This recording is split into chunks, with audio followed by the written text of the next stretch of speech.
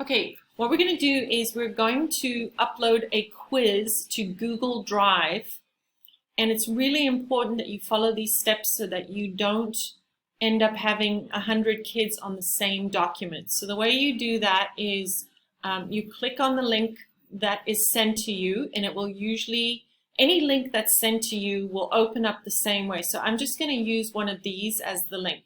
So in this case, we're using this as the link. So whatever link you click on, this is what's going to open up. You're going to make a copy.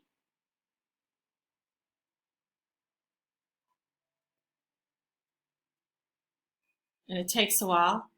And now there's your copy for you to use, and you won't be interfering with another teacher's work. Okay? The good news is once you've made the copy, guess where it is? It's in your Google Drive. So you go to your Google Drive, and I bet you it's going to show up in our recents. Oh, there it is. Okay.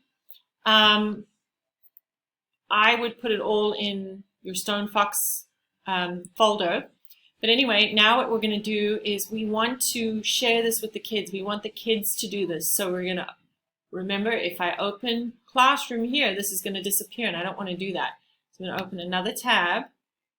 I'm going to go to Google Classroom.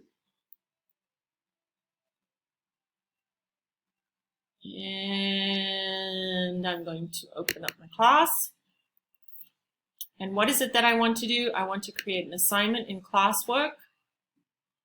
So I'm going to create. And in this case, I don't need to create quiz assignment because I already have the quiz. So I'm just going to call it assignment because I already have the quiz made up. All right. And we're going to call this StoneFox Chapter 5 quiz. You can just call it Chapter 5. Oops. How about we spell that one correctly too? And then you're going to give them the instructions. So number 1, very specific instructions. Reread Chapter 5 of StoneFox. 2, click on the link below to take a quiz. All right, so those are my instructions. Now I'm going to add, and it's coming from my Google Drive. And there it is, Chapter 5. And it's ready to go. In this case, I don't need to make a copy for each of my students because they will each have their own copy automatically. And then I can assign it, and that's it.